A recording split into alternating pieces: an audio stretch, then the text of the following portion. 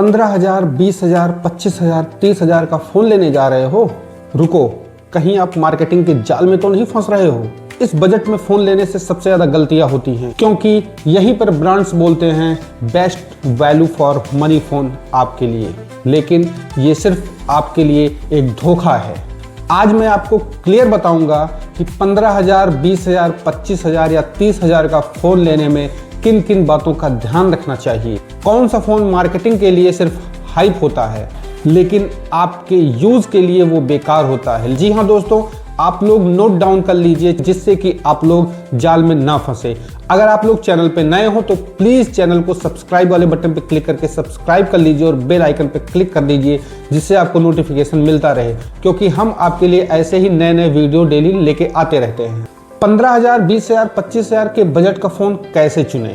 Rule number 1, सबसे पहला काम है प्रोसेसर देखना। इस बजट में अगर प्रोसेसर आपका डाउन हुआ तो कैमरा, बैटरी, गेमिंग सारे फ़ोन बेकार हैं आपके लिए। अगर इस बजट में आप फ़ोन लेते हैं तो सबसे ज़्यादा ज़रूरी है प्रोसेसर पे ध्यान देने का। इस बजट के फ़ोन में प्रोसेसर कम से कम 6 Gen 3 या 7 Gen 3, 7 Gen 5, 7X Gen 3 ये प्रोसेसर तो कम से कम होना ही चाहिए, वरना मोबाइल बेकार है, कोई मतलब नहीं है लेने का, सिर्फ हाइप बनाया गया दोस्तों। रूल नंबर 2, कैमरा का रियलिटी चेक। कैमरे के बॉक्स पे लिखा है 108 मेगापिक्सल, 120 मेगापिक्सल, 100 मेगापिक्सल, लेकिन रियल में उसकी क्वालिटी बिल्कुल एवरेज होती है। क्यों? ये भी बताएंगे आपको क्यों।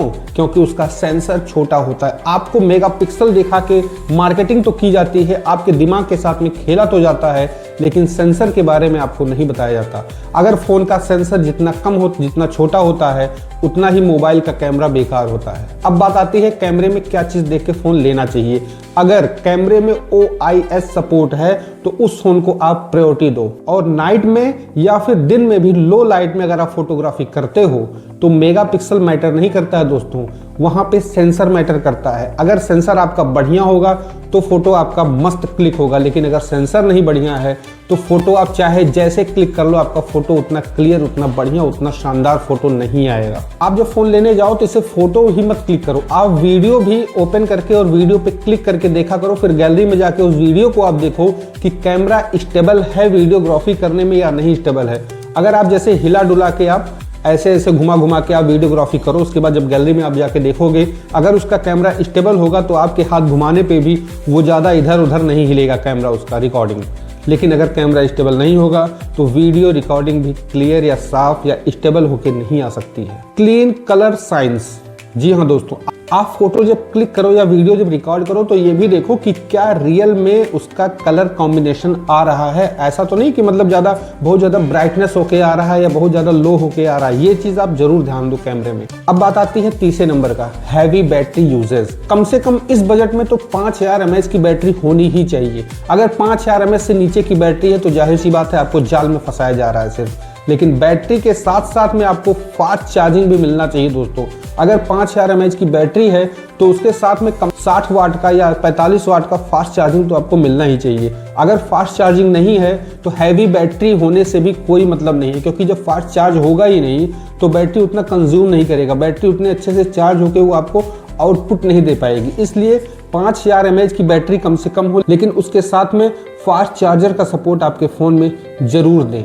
अब बात आती है सबसे बेस्ट चॉइस क्या होगी, मतलब ऑलराउंडर क्या होगा, मोटा मोटा चीज़ आप क्या देखें फ़ोन लेते टाइम पे 15,000, 20,000 और 25,000 के फ़ोन के बजट में। सबसे पहले तो हमने आपको बताया कि कैमरा उसका आप देखिए, कैमरा भी बैलेंस्ड हो, ज़्यादा मेगापिक्सल की तरफ मत भगिए, आप सेंसर पे ध्यान दीजिएगा।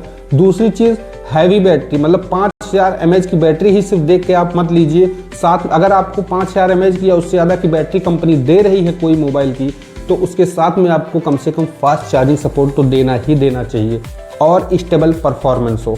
साथ में सबसे मेन चीज़ ये है कि डिस्प्ले जब आप देखें तो डिस्प्ले में कम से कम आपको 120 हर्ट्ज का रिफ्रेश रेट तो होना ही चाहिए। अगर 120 हर्ट्ज का रिफ्रेश रेट इस बजट में नहीं देंगे तो भाई कब देंगे। रिफ्रेश रेट भी बहुत ज़रूरी है, क्योंकि आप फ़ोन की स्क्रीन जब स्क्रॉल करते हो अपनी उंगलियों से तो वो स्मूथ चलता है। 120 हर्ट्ज का फ़ोन 15,000, 20,000, 25,000 के फ़ोन में एनफ होता है, लेकिन 120 हर्ट्ज से कम रिफ्रेश रेट नहीं होना चाहिए डिस्प्ले का।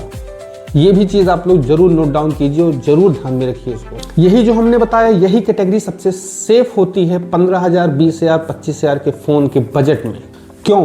क्योंकि 15,000, 20,000 और 25,000 के बजट में परफेक्ट फोन नहीं, परफेक्ट चॉइस होती है, वरना आप लुट जाओगे दोस्तों। अब एक काम आप लोगों के ऊपर, आप लोग कमेंट करो कि आप लोगों का बजट कितना है, 15,000, 20,000, 25,000 या 30,000। और साथ में ये भी कमेंट करो कि आप लोग किस यूज के लिए फोन लेने वाले हो। आपके एक एक कमेंट का हम रिप्लाई करेंगे और आपको बताएंगे कि इस बजट में और आपके काम के लिए कौन सा फोन आपके लिए बेस्ट होगा दोस्तों।